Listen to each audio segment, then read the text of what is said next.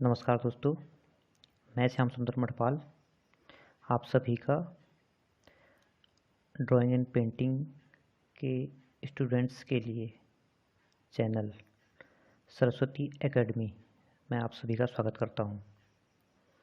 तो फ्रेंड्स, ये मेरा पहला वीडियो है इस चैनल में, तो हो सकता है इसमें कुछ मिस्टेक्स हो जाएं। तो इसमें जो भी मिस्टेक्स आपको लगें उसके बारे में आप बताइए। और अगर आपको ये वीडियो कुछ नॉलेजफुल लगे, इम्पोर्टेंट लगे, तो प्लीज़ इसे लाइक और सब्सक्राइब करें। Thank you. तो आज हम पढ़ रहे हैं लोक कला के बारे में, फोक आर्ट्स। तो फोक आर्ट्स में जैसा कि आप देख रहे हैं, मधुबनी जो लोक कला है वो कहाँ से है? बिहार से। उसके बाद है रंगोली, और रंगोली जो आपका है वो है आपका महाराष्ट्र से। वर्ली जो आपका लोक कला है वो है महाराष्ट्र से। कोहबर जैसा आपको पता ही है, चावल और इनकी हेल्प से, अदर मटेरियल की हेल्प से हम उसमें नक्काशी करते हैं, ये है उत्तर प्रदेश से। चौक पूरना, ये जो लोक कला है बहुत ही फेमस है, ये भी यूपी से है। उसके बाद से कलमकारी आप सभी जानते हैं, इसमें कपड़े पर फ्रेम कस के एक मतलब कसीदेकारी टाइप वो नक्काशी होती है, ये है आंध्र प्रदेश तेलंगाना। अल्पना लोक चित्रकला है पश्चिम बंगाल से। आहपन, इसको अरिपन भी बोलते हैं, ये आपकी लोक कला है बिहार से। मांडना एक मेहंदी का ही फॉर्म है जो कि राजस्थान में की जाती है। फुलकारी भी कसीदेकारी टाइप कलाकारी है, ये हरियाणा और पंजाब की लोक कला है। कांथा लोक कला पश्चिम बंगाल से रिलेटिव है। कलोटी लोक कला गुजरात की है। फड़ है राजस्थान की। आपना या एपन, ये है उत्तराखंड की।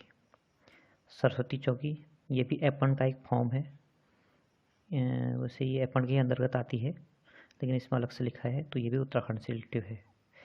इसमें आपकी वसुंधरा चौकी, आचार्य चौकी, ऐसी बहुत सारी चौकियाँ हैं। इसमें आप कई और चैनल से भी एपन के बारे में जानकारी नोट कर सकते हैं, ये उत्तराखंड के टेस्ट के लिए बहुत इम्पोर्टेंट है। सांझी, आप जानते हैं मथुरा से बेसिकली बिलोंग करती है, और यूपी। कोलम लोक कला तमिलनाडु की है। और मुग्गुल, ये किरण प्रदीप बुक से लिया गया ये सोर्स, तो ये मुग्गुल जो है ये है आंध्र प्रदेश से। अब हम नेक्स्ट पेज की ओर बढ़ते हैं। लोक कला फोक आर्ट। लोक कला शब्द का सर्वप्रथम प्रयोग सन 1846 ईस्वी में किसने किया?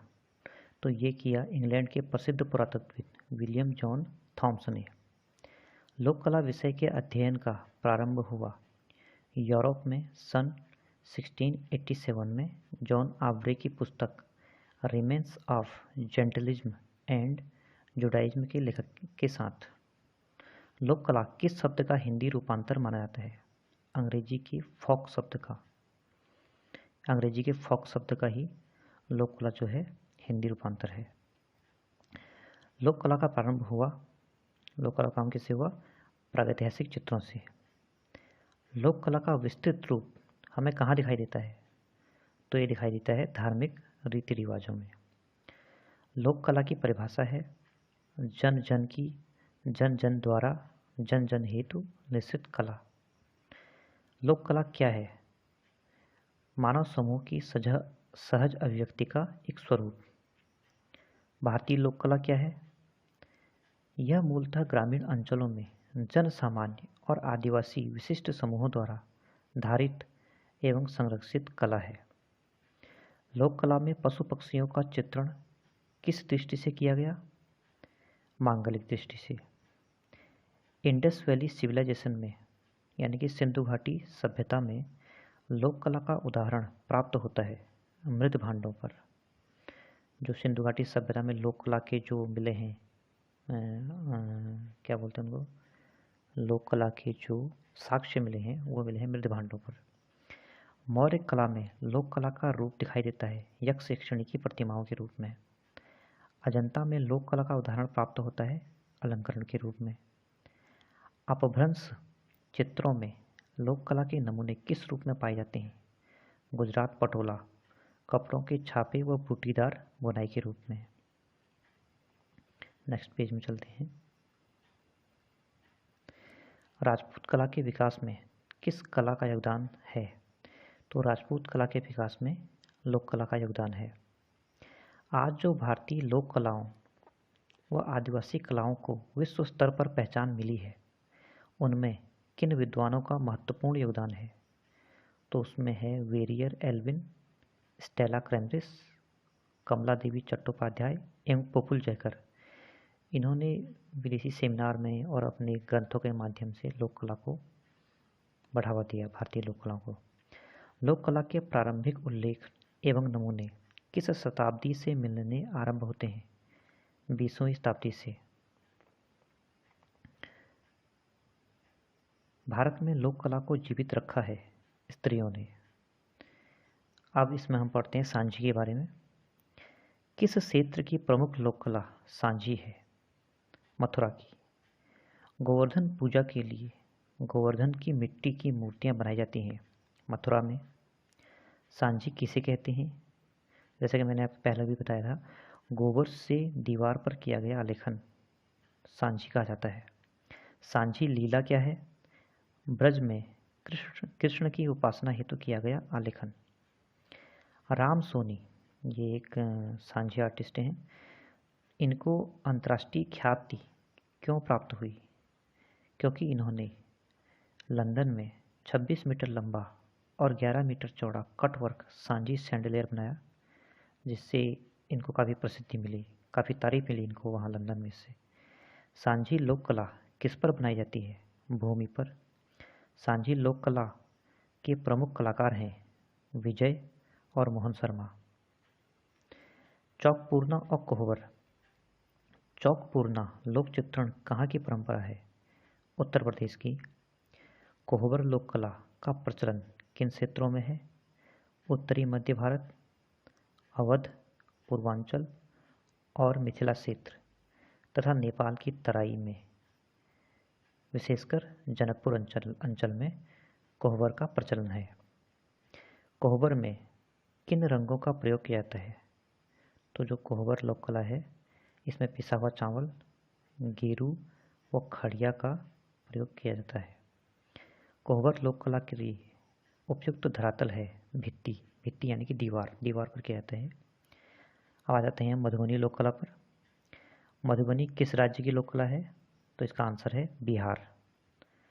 जमुना देवी किस प्रकार की लोक कला से संबंध रखती हैं? तो ये है मधुबनी। मधुबनी पेंटिंग की चित्रकार सीता देवी को बिहार सरकार ने कौन सा पुरस्कार दिया? राज्य पुरस्कार। 1975 ईस्वी में भारत के राष्ट्रपति किस मधुबनी लोक कलाकार को भारत के राष्ट्रपति जी ने किस मधुबनी लोक कलाकार को पद्मश्री से सम्मानित किया? तो ये है जगदम्बा देवी। सीता देवी कहाँ की रहने वाली हैं?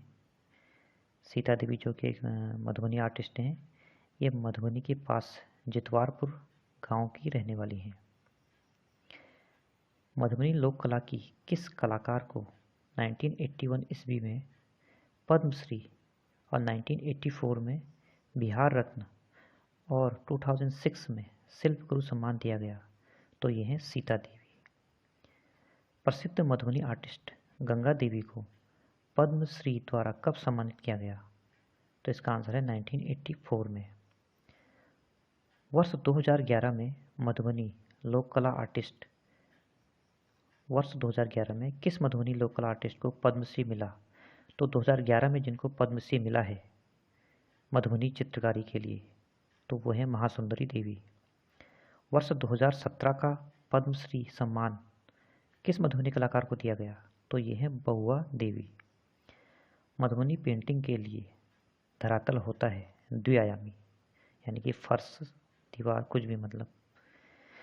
मधुबनी पेंटिंग को कहा जाता है मिथिला चित्रकला। मिथिला कहा जाता है जनकपुर को, जो कि नेपाल में पड़ता है। तो दूसरे मिथिला चित्रकला भी कहा जाता है इसको। तकरीबन 10,000 स्क्वायर फीट में मधुबनी रेलवे स्टेशन को किस पेंटिंग से आच्छादित किया गया? मधुबनी पेंटिंग से। मधुबनी पेंटिंग बनाई जाती है भित्ति व भूमि पर। मधुबनी लोक कला किन रंगों का प्रयोग हुआ? मधुबनी लोक कला में किन रंगों का प्रयोग होता है?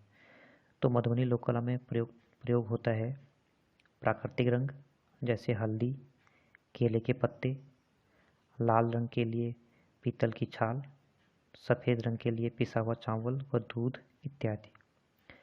मधुबनी लोक कला में प्रयुक्त रंग होते हैं चटक रंग जैसे गहरा लाल, हरा, नीला, काला। मधुबनी चित्रों में निखार लाने के लिए प्रयुक्त किया जाता है पीला, गुलाबी व नींबू का रंग। मधुबनी लोक कला चित्रण विधि है। जो मधुबनी लोक कला में जो चित्रण किया जाता है वो चिकनी मिट्टी व गाय के गोबर के मिश्रण में बबूल की गोंद मिलाकर। ओके। मधुबनी पेंटिंग में जिन देवी देवताओं का चित्रण किया जाता है वे हैं माँ दुर्गा, काली, सीताराम, राधा कृष्ण, शिव पार्वती, गौरी, गणेश, विष्णु।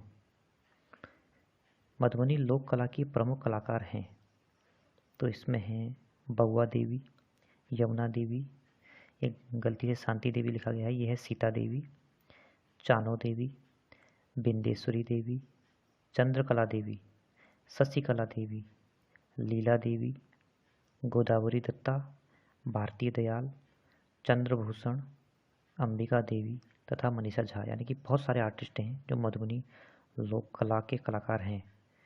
यानी कि बहुत ही धनी विरासत है मधुबनी लोक कला की। अब आते हैं हम वर्ली लोक कला पे। इसमें समय भी लंबा खींच रहा है वीडियो, तो आज हम शायद वर्ली तक ही पढ़ पाएंगे।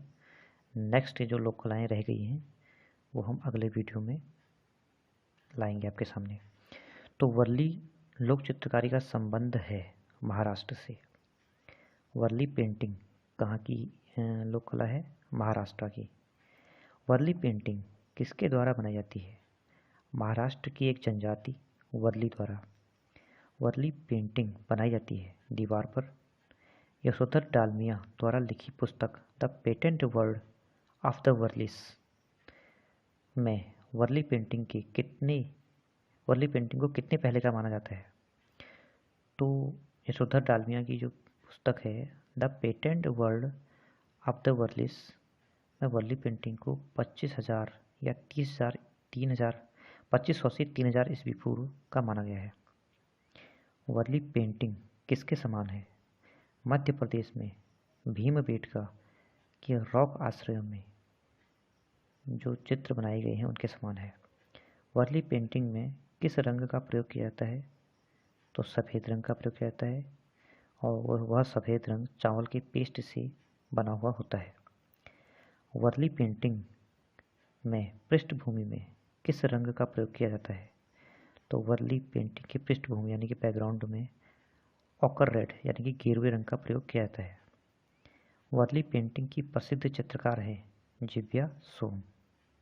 तो फ्रेंड्स आज के लिए इतना ही। अगर आपको ये वीडियो ज़रा सा भी यूजफुल लगा हो तो प्लीज़ हौसला अफजाई करें, उत्साह बढ़ाएं और इसे लाइक और शेयर और सब्सक्राइब करें। Thank you so much.